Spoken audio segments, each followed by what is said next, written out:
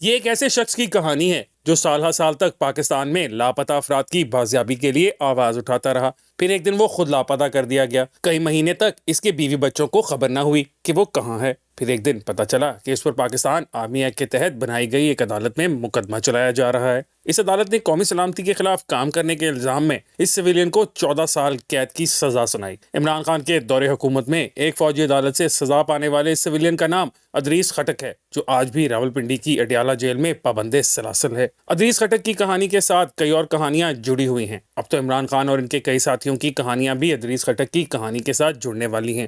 عمران خان اور تحریک انصاف کے کئی دیگر وابستگان کے خلاف بھی فوجی عدالت میں مقدمہ چلانے کا اعلان ہو چکا ہے. آج بہت سے لوگ یہ سوال پوچھتے ہیں کہ عمران خان کے ساتھ کیا ہوگا. یہ سوال پوچھنے والوں کو چاہیے کہ پتہ کریں ادریس خٹک کے ساتھ کیا ہوا. جواب مل جائے گا. ادریس خٹک نے روس کی سینٹ پیٹرزبرگ یونیورسٹی سے 1994 میں بشری علوم میں پی ایچ ڈی کی. وہ چاہتے تو وہیں روزگار حاصل کر سکتے تھے، لیکن پاکستان واپس آ گئے. 9/11 کے بعد پاکستان نے دہشت گردی کے خلاف عالمی جنگ کا حصہ بننے کا فیصلہ کیا تو افغانستان کی سرحد سے ملحقہ قبائلی علاقوں میں فوجی آپریشن شروع ہو گئے. بہت سے مقامی لوگوں کو دہشت گردوں کا سہولت کار دے کر غائب کیا جانے لگا تو ادریس خٹک نے انسانی حقوق کی خلاف ورزیوں پر آواز اٹھانا شروع کی. انہوں نے قبائلی علاقوں خیبر پختونخوا اور بلوچستان میں جبری گمشدگیوں کو انسانی حقوق کے عالمی اداروں کے نوٹس میں لانا شروع کیا. وہ ایمنسٹی انٹرنیشنل اور ہیومن رائٹس واچ جیسے عالمی اداروں کے ساتھ کام کرنے لگے. وہ بہت سے غیر ملکی سفارتکاروں اور صحافیوں کو بھی ملتے تھے.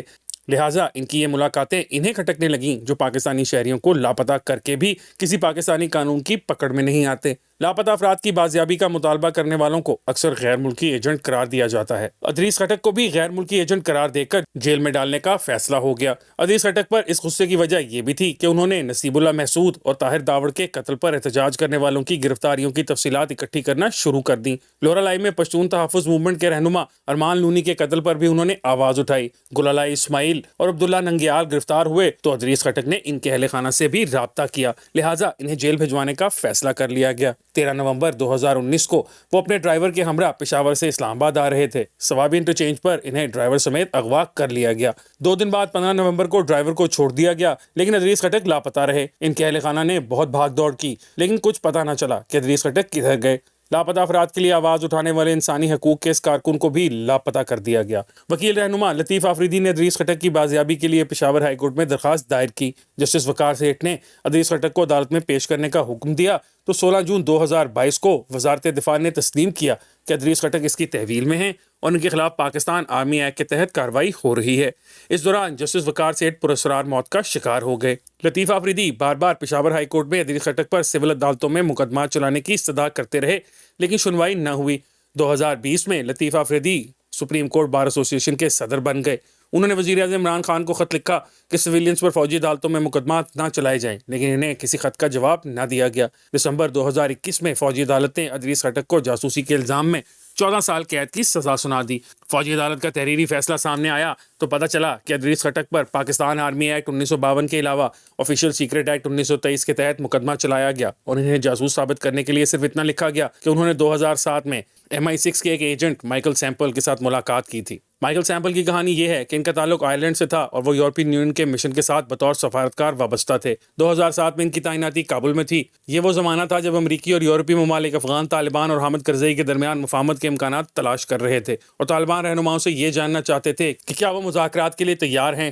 انہی دنوں حامد کرزئی کی حکومت نے مائیکل سیمپل کو ناپسندیدہ شخصیت قرار دے کر افغانستان سے نکال دیا تھا. افغان میڈیا نے انہیں ISI کا ایجنٹ قرار دیا کیونکہ وہ پاکستانی فوج کے ایک سابق افسر میجر جنرل ابو بکر عثمان مٹھا کے داماد تھے. جنرل مٹھا پاکستانی فوج کے اسپیشل سروسز گروپ کے بانی تھے. ان کا تعلق میمن فیملی سے تھا. قیام پاکستان کے بعد وہ ممبئی سے پاکستان آ گئے اور ایک بنگالی خاتون سے شادی کر لی. 1972 میں صدر پاکستان بننے پر ذوالفقار علی بھٹو نے جنرل گل حسن کے کہنے پر انہیں فوج سے نکال دیا کیونکہ وہ 1971 کے فوجی آپریشن کے ناقد تھے.